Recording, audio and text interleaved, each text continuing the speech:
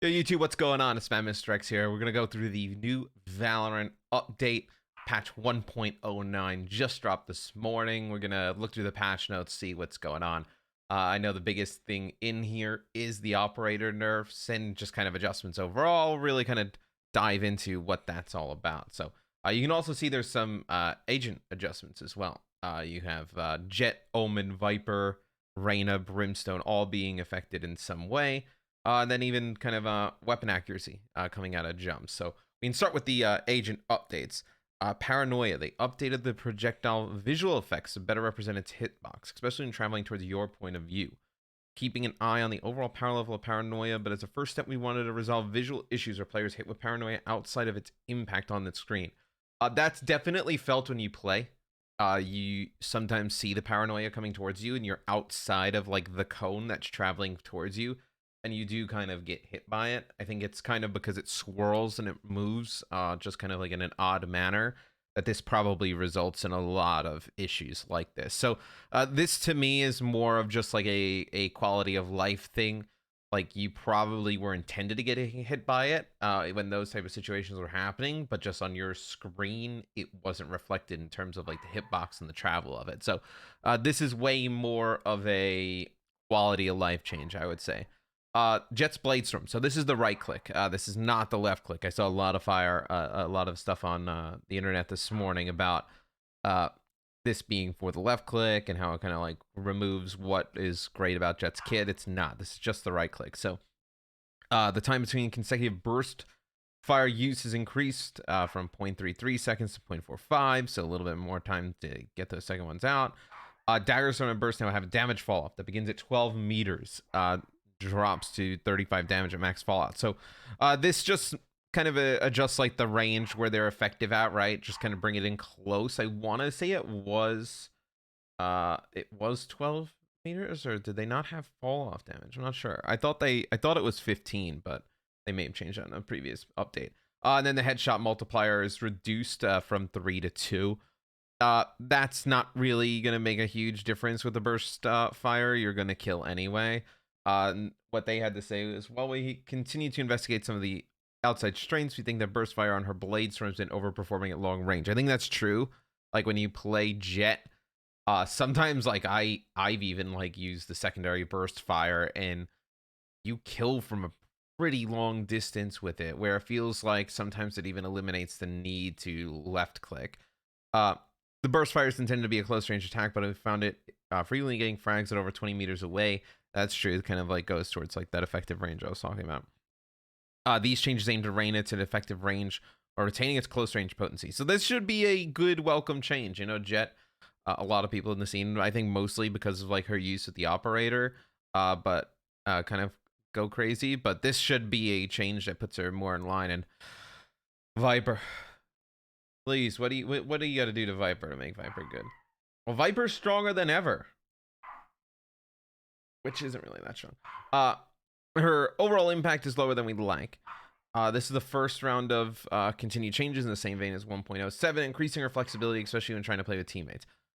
She starts around with 100 fuel instead of 50, so this should have been something that probably existed anyway. Now that she can do her wall pre-round, we want her to be able to act with her team right at the barrier drop without the tension of... This is good, actually. Like, now that you can put a wall down, like, it may be a little bit telegraphed, but at least you can put it up and hit quick. Where now maybe you'll actually get used to those pre-round walls, because before there was no point.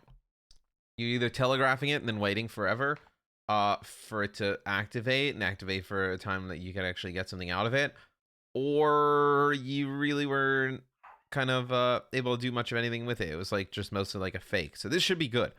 Vulnerable debuff applied from Snake Spike now lingers for 2 seconds after leaving Viper's Acid.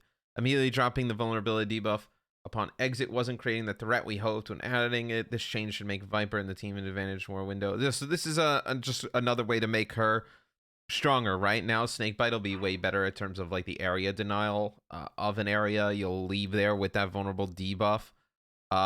For what, 2 seconds after, which 2 seconds is a lot. It could even if you pass through it, you still have to probably slow for a sec. So this is another change to kind of give her more in the kit. This is more like I feel like this is more of like a defensive change for her. where she can become a little bit more effective on the defensive side of things. In Viper's Pit, move speed doubled while casting, so you're not just kind of like standing there like this forever. Viper now fast equips her weapon after casting. It'll vary by gun, so we don't know exactly, which I guess that makes sense.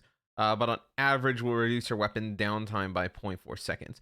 So this allows her to fast cast while moving it and be more gun up. I think these are both good changes. The combination of slow placement and re-up time was resulting in Viper players getting too hard or killed while casting. Yeah. In the past, you could never like, it never felt like you could like enter with the Viper's Pit, right? Almost like because it has the same type of animation like UI as like an Omen teleport. So like you couldn't really kind of like use it on the move and get in because you just stop, and there's nothing there to protect you, and you usually end up like dying in it. Now maybe there's an opportunity like with a wall to now have a wall at the pre-match with 100 fuel, and then use Viper's Pit on the way in. Maybe an opportunity to get some kind of like pushes and be able to take in that. The combination of slow place and getting to your kill while casting, yeah, that's true. This change, yep, yeah. Positional options while casting, yeah, that all makes sense. So that's cool. The Empress, the fire rate bonus decreased from 25% to 15%. This I think is just like a pub thing, right? Like Reyna's incredibly powerful in the hands of like Smurf players and players who can just get tons of frags, where the Empress with the healing and whatnot just becomes insane. As his previous fire rate felt, the Empress was too effective when using heavy / SMGs and too fast to master the change in spray pattern rifles. All fairly accurate. Like you know, the Odin and Ares are pretty strong with it, and then like, you know, you run like a Spectre with like the Empress, like it's a pretty good combo. And like you really couldn't, I mean, the rifles were like super wonky with it, right? They always felt kind of weird. We hope this change allows us to address both issues at once, while also giving us a chance to have an unfired rate increase, matching Brimstone's impact below. The players can learn to master. Okay, so these two kind of changes go hand in hand, because now with Brimstone's fire rate going up with Stim Beacon, it gives Stim Beacon actually a reason to be used, right? You know, you can give multiple players like that 15% bonus. That's good. And then it also kind of pairs in line with the Reyna changes. So there's never any like a situation where like you kind of feel like the bullets are firing so fast, and then also kind of having two different abilities that alter fire that had different values would also just be really odd. So this is like I feel like it's a Reyna nerf a little bit that comes in line, like almost spawns out of a Brimstone buff, because you can't buff this and then leave the Empress at 25%. Where 25% going down to 15 will hurt, but maybe it makes it just even easier to manage, like they're saying. So it is looking like a little bit of a nerf to Reyna's ultimate, but it could end up being a little bit of a positive in the end if players get better with the extra 15% and just kind of fire rates. Let's do the weapon updates. Let's read what they had to say. Before you jump to press the send button, please read our thinking behind the operator changes below. The operator has been a freaking talking point around the community in the last few patches, so bear with us. This is true. The operator serves an important role in Valorant. It provides the most difficult tactical challenge for teams to overcome, requiring strategic planning and clever utility use. We've been taking a long look. Oh, okay. I can't read. At the weapon and try to understand the best way to adjust some of its outside strengths while ensuring it remains the most powerful angle holding weapon in the arsenal. So this is all true. This is what I was scared about, and I understand a lot of the community kind of sentiment about like how strong the operator is. I do think the operator though is essential in terms of like having a reason to kind of have that team play and utility and whatnot. Like I think if you kind of eliminated the operator use, you'd end up in a game where you could use a bunch of duelists and just kind of be fine. Where there's never a reason to kind of be scared to go around the corner. For you aggressive operators, dry peeking angles with operators are noticeably more effective than we'd like. That is good, especially when jump peeking. That is good to recognize as well. Additionally, pushing an operator off of an angle with utility feels less valuable since the user is able to re-peek and kill their opponent at a reliable rate. This all makes sense. This suite of Mechanical changes: dead zone, scope, move speed, fire rate, equip time, jump land, and accuracy. Target sees issues, increasing counterplay around high mobility operator play. Jet operator play. The operator is still quite potent at peaking angles, but predictable re-peaks should be easier to punish. So that's all good. It seemed like at times you could never punish an operator. Mostly, I think, really kind of comes down to like just kind of jet in the way with Tailwinds works, just being able to get out. But I don't think you can kind of nerf Jet's Tailwind just based off of the interactions with one weapon. Regarding operator access, we're seeing some of you taking the operator plus armor combos early as round 3 and snowballing that lead into additional ops throughout the half. The new price point delays the operator's appearance and increases the penalty of dying with one in hand. We hope to better balance the risk/reward of using this premium weapon. A related note on breaking angles with abilities. Many abilities in the game are built to aggressively take angles, especially when a powerful weapon like the operator is posted on that angle. The recent changes of Breach give players access to more powerful angle breaking utility. Breach has 3 flashes now. But it still feels like there's more to be done. We're looking at a few changes for a couple of agents, but they'll need some additional reps internally to build confidence around them. Expect more for us in the future. Okay. Let's jump into this. The operator. The price is increased from 4,500 to 5,000. I think we can get back to this one later because I have some feelings on that. Decreased the scope movement speed from 76% to 72%. Adjusted the weapon dead zone from becoming inaccurate at 30% movement speed to 15%. Becomes inaccurate sooner. Becomes accurate later when stopping. This is good. This is something where you can't kind of come out of garage doors on a map like Haven and just run, scope, kill, then just run away. Like there's going to have to be some kind of setup time there. The firing rate reduced, so even takes a little bit longer. The instant equip time adjusted from 0.3 to 0.5. Instant equip plays after having orb, jet cloud burst, whatnot. Okay. So that's just kind of like the weapon equip. And then light shot damage decreased from 127 to 120. I like all of the changes. Where I think they may have gone a little bit heavy-handed is in the price. I think 5,000's a lot, and it's going to be really punishing. And it'll be interesting to see if it just deters people from the gun at like full stop, that we don't even really kind of get to see the effects of some of the other changes because you're not going to see people invest the 5K early and even mid game into the operator. I know close game, you're kind of playing for an op. You lose that round, like that is just devastating. I mean, that's just massive to come back in. So I think maybe they could have gone halfway, like 4,700, 4,750, allow it to still be purchased in overtime scenarios. Because, well, right now, I mean, you could just literally purchase the operator and that's it, which probably works on Jet, but you're still not really feeling that great about it.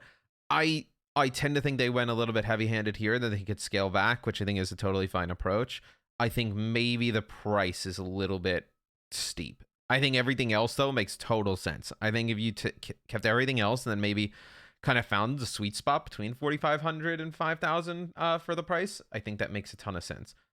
So I think these changes are good. I think it's something that the game needed some kind of adjustments. Clearly, like the utility and whatnot combined with the mobility on the other side wasn't really kind of working out in a way where the utility felt useful against the operator. So this is all good. All weapons. So this is an all weapon change. So we noticed a trend where players landing from a jump are able to shoot accurately sooner than is reasonable. While this issue is more pronounced in the operator, is something that we've noticed across all weapons. Jump peaking is valuable for the mix-up potential as it provides. Yep, it's all true. So this is basically just changing how jump land and accuracy works. So added a little bit of time in terms of like when you land, how inaccurate you are, and then just changed how actually inaccurate you are. So 5 to 7 after the land. So this is just to stop people from just jumping around corners, just flying around like it's Call of Duty. It makes sense. They're doing a lot right here. Competitive updates. The chances of an hour plus queue being notable is notably reduced. So that's good. I've seen a lot of the professional players have some long queues late at night, kind of like how Overwatch is. But when you're that good, I mean, that's kind of the price you pay, right? But no, this is good. You want to see your streamers and you want to see your best players get into games as fast as possible. So to have this type of change, and hopefully it'll be noticeable, will be nice. So some social updates. Let's see what else is in here.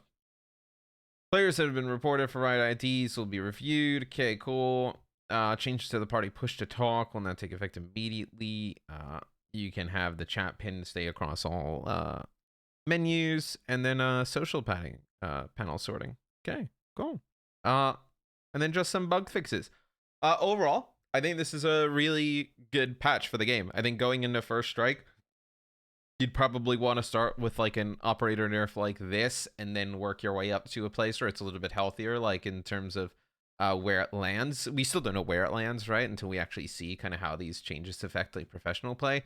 But I think in everything that they've done with this update, I think you're definitely heading in the right direction. So after the big kind of agent adjustments in the previous patch and now this one, I think 2 really good patches for Valorant. Excited to see what comes next. Let me know your guys' thoughts on this update in the comments section below. Hopefully we'll do some more YouTube content like this, a little bit shorter, just kind of like topical on what's going on in all esports, Valorant, Overwatch, really anything I'm kind of into, CSGO, Call of Duty. So hope to see you guys soon. Drop a comment in the section below, leave a like, and I'll see you guys next time.